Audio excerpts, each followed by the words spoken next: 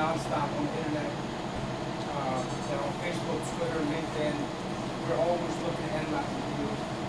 We have 2 people all do is look at local newspapers. We got about 5 bankruptcy lawyers that send us deals when we got to get rid of them. It's a quick sale. Know your neighborhood. I mean, go around. I talk to my neighbors. All my neighbors know what it is that I do. So, they got a grandma or somebody that wants to sell their property, they'll come to me first. Like, hey, Sid, there's a property that we're trying to get rid of. What do you think? So try to let everybody know what it is that you do. And this is your livelihood. The more people you tell, people just, even at the Safeway, people come to you like, hey, look, I thought about you. You gotta let everybody know that you're a real estate investor, you're in real estate, and you have the capability to close fast, and you have access to cash, you got access to the team, contractors, so you gotta let everybody know every day that you're in real estate. Probate sales, Google probate attorneys, there's a lot of probate attorneys out there. One of the things that we do is we send letters out to probate attorneys, give examples of how we help other clients in a probate situation. In the last 10 years, we built a lot of relationship with probate attorneys. So a lot of times they'll call us, and then we'll get private deals that way as well. Your local CPA firms.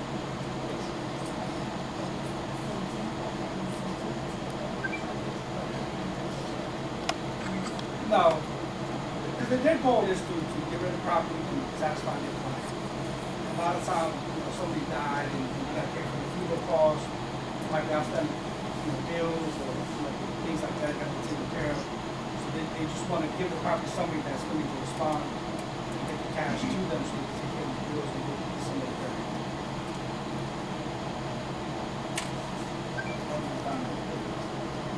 If you Google probate attorneys, you find them in DC, they're in Baltimore, they're in Maryland. But when you approach them, you want to approach them with substance. They're not going to just give you deals to get on road. You want to make sure you go there and you show them you have access to cash or help them with their problems. Show them some of the stuff that you've actually done before. Maybe you work with a little lawyer, a little attorney, say, I work with Bob Jones down the road, this is what we do for them. A lot of these guys know each other too. So it's all about building relationships. It takes time. You got to build relationships, and every relationship takes time. I'm married. I interviewed my wife for 3.5 years before I got married. I wanted to make sure I was getting a good deal. Right? So same with attorneys and lawyers, and you want to make sure. I mean, they're trying to make sure that you're not a joker coming off the street that's just trying to get in their ways. The last thing they're going to do is give you a deal and you can't fulfill it. And then, and then still got married. So, the local CPA firms, CPA and accountants, they know who have cash. They know their clients who has cash. So if a CPA firm just did taxes for somebody, they know the guy's sitting on $100,000, $300,000 cash, and if you approach the property, everybody's looking for a higher return on their cash. Everybody's looking for 10, 12, 50% on their cash. So a lot of CPA, they understand real estate. They understand the taxes. They understand how to make money from real estate. So if you look at the good CPA, they can actually bring you private investors, they can bring you deals, they can bring you stuff. But you gotta think. It's all about creating relationships. It's all about being honest. And if you say you're gonna do it, do it. Don't never overpromise and underdeliver. So when I again, this is something I've been doing for many years, and you only need 1 or 2 CPAs. You don't need 100 of them. You just need 1 or 2 probate attorneys. You don't need 100 of them. You just need a few good relationships, and nurture those relationships and work those relationships, and deals will come. And just be in their face. You kind of call them once a month, call them other week, whatever, be in their face. And then when something happens, they'll call you. When they call you, be ready. Don't drop the ball. When they give you a deal, you got to make sure you fulfill it.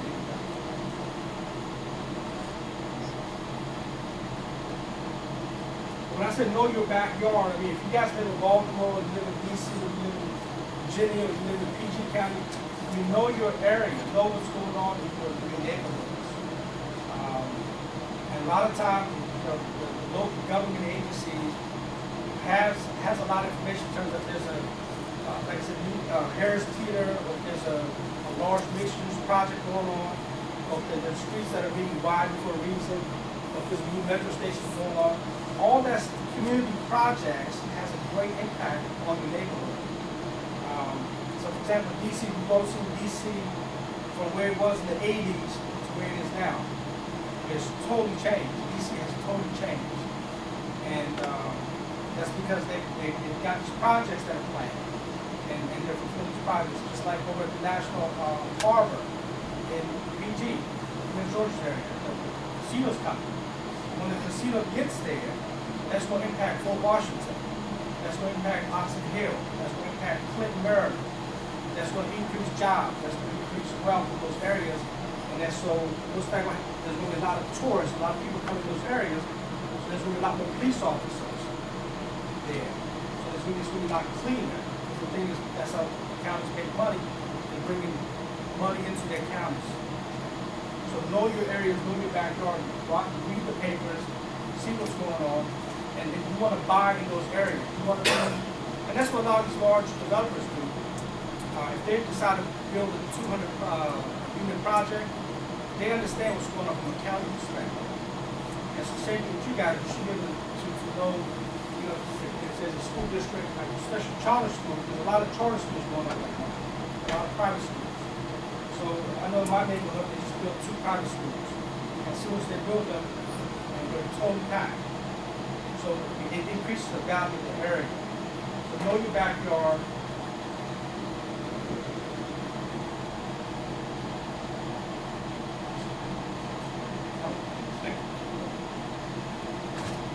Know your backyard, know your school district, know the area where you're marketing in. Because that's going to allow you to understand what you're buying and why you're buying. All right, so kind of spark a conversation with the seller. So when you were talking to a motivated seller, you want to ask the question. You want to ask them, like, what happened? How did you get in this situation? If they're in a foreclosure situation, or if they're in a short sale, or if it's a probate deal, you want to ask questions. But you want to be genuine. You don't be like just read a script. You want to really be genuine and care. And you want to provide a solution to the actual seller. So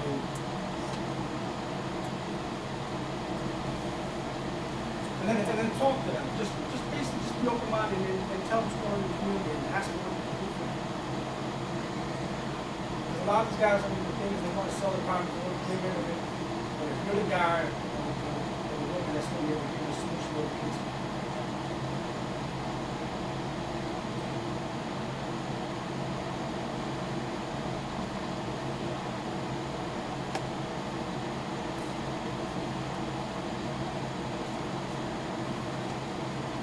value of a property. A lot of times, when somebody calls us and says, hey, I've got a property in DC, we'll go to Google Earth, we'll zoom in the neighborhood, we'll look at the property, look at the community, we'll look and see how many boarded up homes are there, we'll look to see what's in action, how many people are doing rehabs, how many renovations have taken place, how many homes that are under renovations now.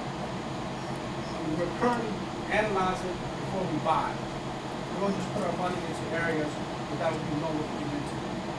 So with Google Earth, and even Bing has to do a bit too. We can actually zoom right down into the front door of the property we're right now. A lot of times we don't even have to drive to the property. We use right now. And then there's websites like homevaluation.com, realtor.com. You can actually get not true values, but you can get a good estimate in terms of what the property's worth. The MRIS, if you guys have access to that, that will give you the best value overall. So if you don't have access to it, maybe get an agent. If you guys become an agent yourself, you have access to these tools, and then you'll be able to do your own research and your own analytics. And that's the benefits of being an investor and an agent where you want to control your money, you want to control what you get into.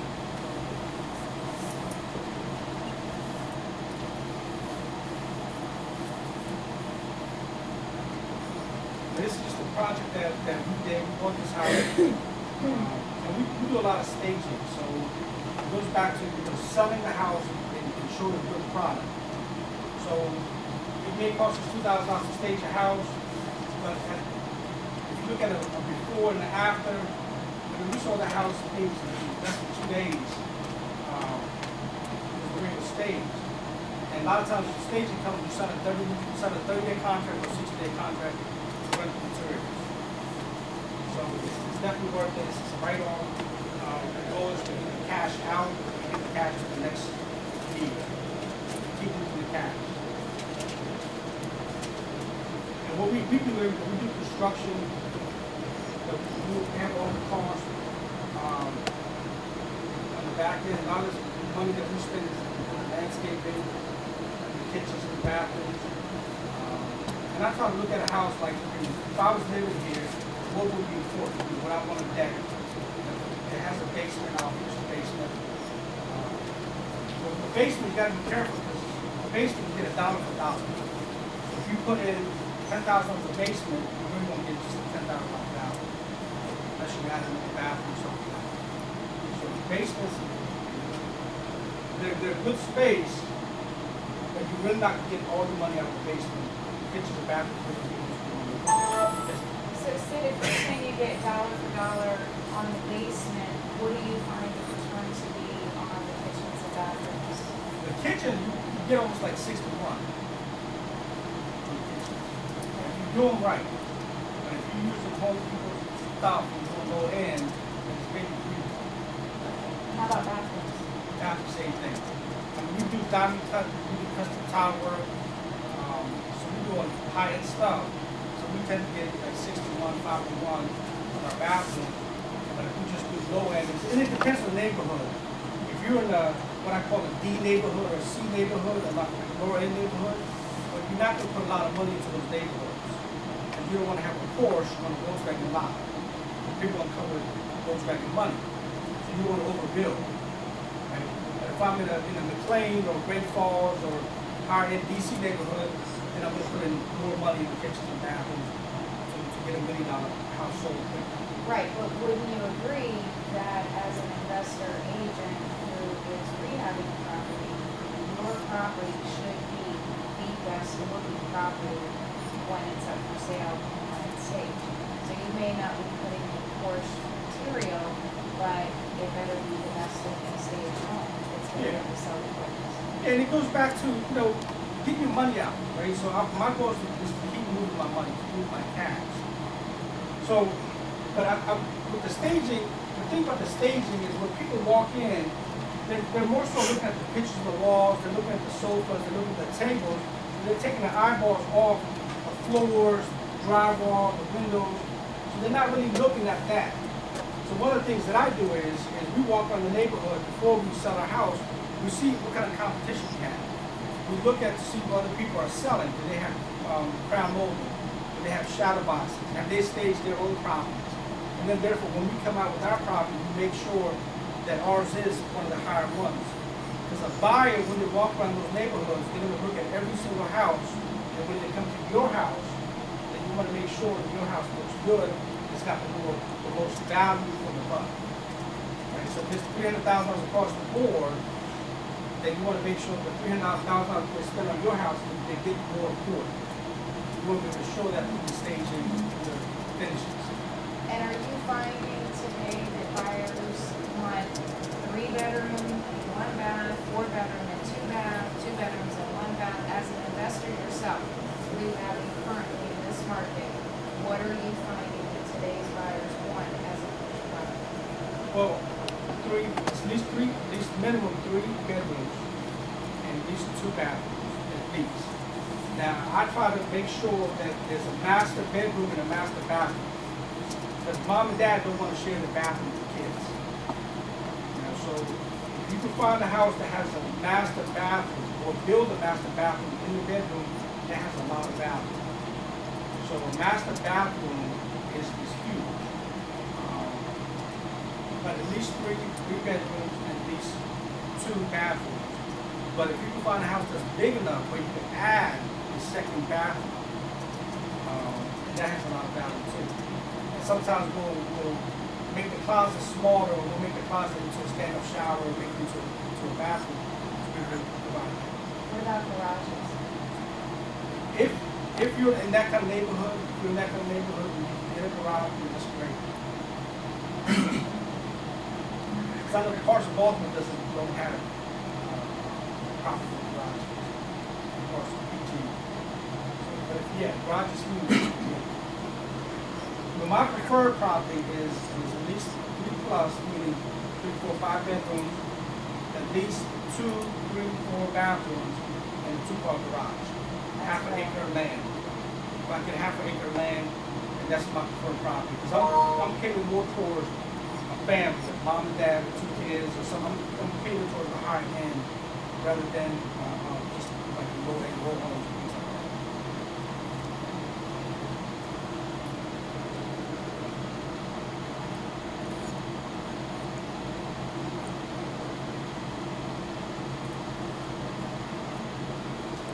Yeah, here's a project.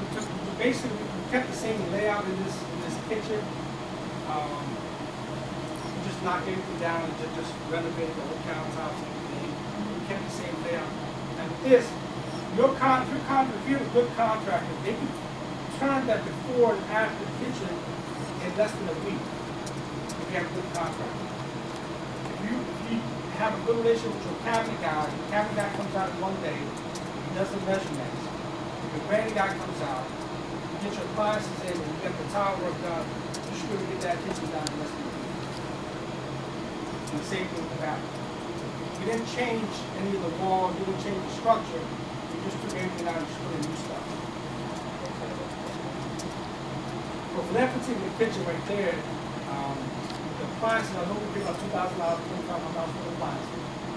And then for the cabinets, I think that one was about $7,000 for the cabinets.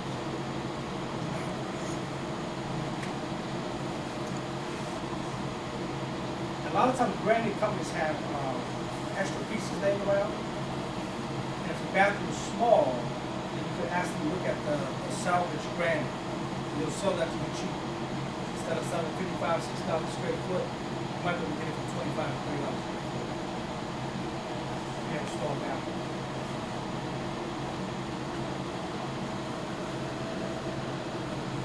This is what you were talking about.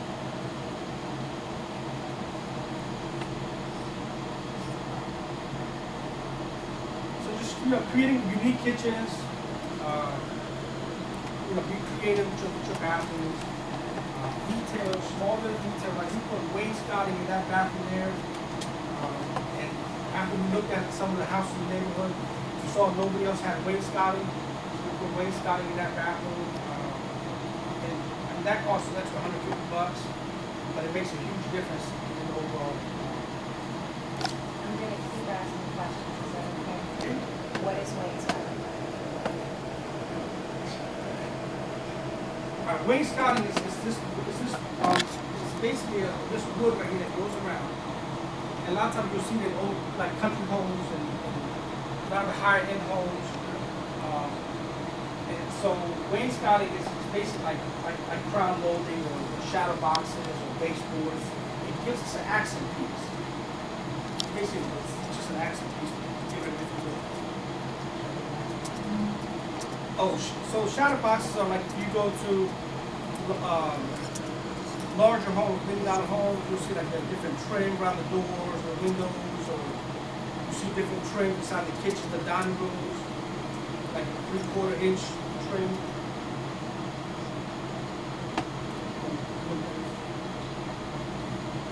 Like Brian, I used to build homes for Brian, so a lot of times Brian Homes would just sell you the cookie cut box. And they say, okay, for trim work, like shadow boxes, they would charge us $50,000. It just makes the product look a lot better. And gives you the wow effect. And when you work with your students in the investor agency, you show them all this and explain all the language and the details and what all this and that's why I is. bought some of the materials here. one of the things I want the folks to, we'll actually go out to the project and actually show you what a shadow box is, what a wainscoting is, and even if on a Saturday or Sunday, a lot of these like large developers like Mid-Atlantic homes, right, they have open houses. So if you go to some of their open houses, you'll see what I'm talking about. And so for some of my students, when we do, we'll take a trip on a Sunday, and we'll go to a $1 million house, and we'll look at the 3-layer crown molding. We'll look at the different lightings they use, the different colors, the different ways they stage things. Look at the way they lay tile, the different way the diamond cut, custom tile. But once you have a picture in your mind in terms of what the outcome is, whatever house you work with, as long as you stay within your budget, you can design a lot of stuff. And like if you look at these I brought these books in, like these books here, there's a lot of trim work in here, there's a lot of custom work in here. You can pick these books up at Home Depot. And this will give you a lot of ideas and indication of what shadow boxes are, what wainscoting is, things like that. Okay. So what's the name of that book? Well, this one is called Interior Home Improvement Costs.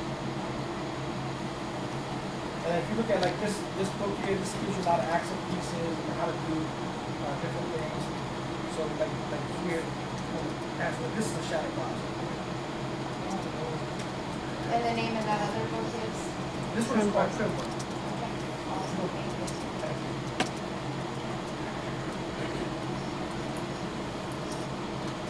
Those are like $10, $12, but yeah, if you go through them, you'll get a really good idea in terms of cost and also in terms of how to provide a unique finish to your product.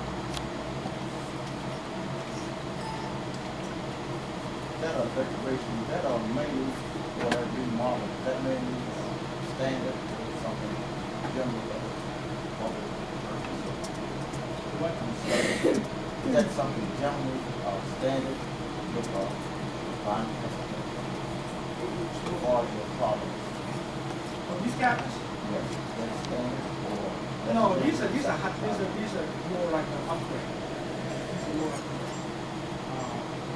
working like when the Capitol Heights, the houses in Capitol Heights, I used higher-end cabinets, and put extra $1,000, $10 in there because the house got sold real fast. We busted at a high price. I got 5 offers every day because of the fact that we had higher-end products. But the main thing is you got to make sure it appraises.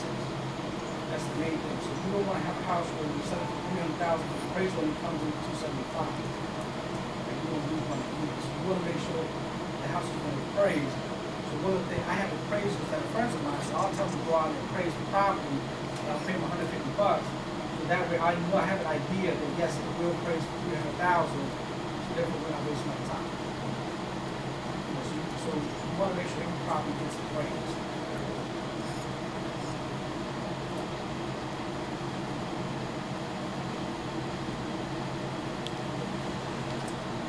So even with custom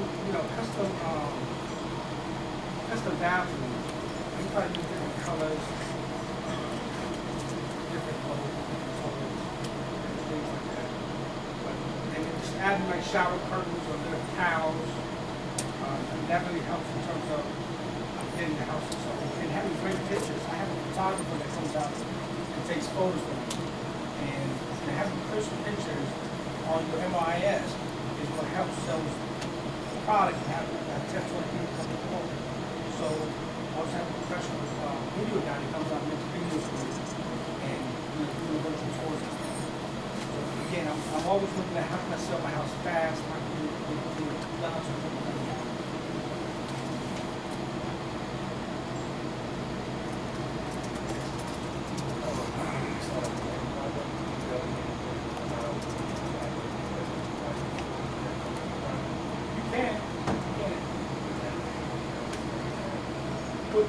if you're working with like a hard money guy, a lot of times they will recommend, they will send out their own guy. So if you send and say, look, I'm going to sell this house for $300,000, $100,000, $150,000, they're going to send their own guy out there to inspect it. They're going to make sure your numbers are right. So, and they'll charge you a fee for that before they make you a loan. But yeah, they will send somebody out to make sure. and the 50,000 is going to go into it, or you really going to do it. For some people who do it, they think about 50, the house will only require 20. So a lot of the hard money, private money guys are very careful in that area. Turn your knowledge to profit into power of profit. Become an investor agent today. So this is where we, Tammy and I have hooked up to the Real Deal Academy, where we're taking next age, first realty, the brokerage, kind of like a Keller Williams, like a RE/MAX, along with Brickfront properties, and along with District REIA to create this academy. This will be the only academy like this in the particular area. And this will be huge for all these guys because you guys could make money on the real estate agent side of things, but also you can make money in terms of wholesaling and flipping properties.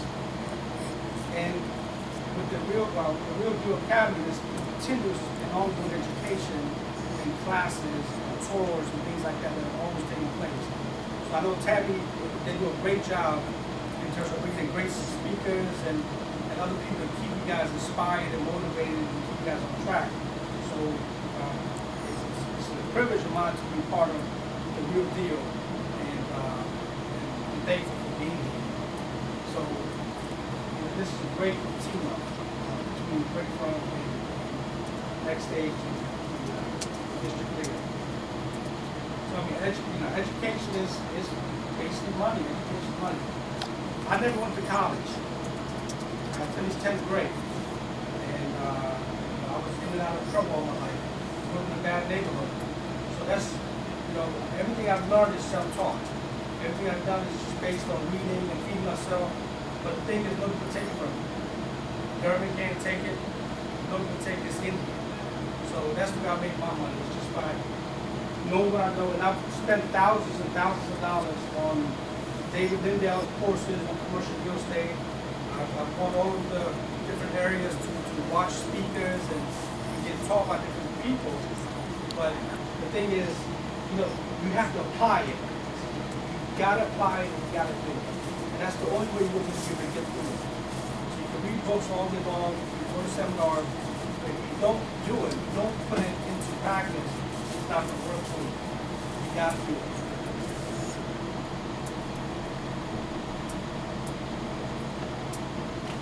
Receive up to $10,000 per deal.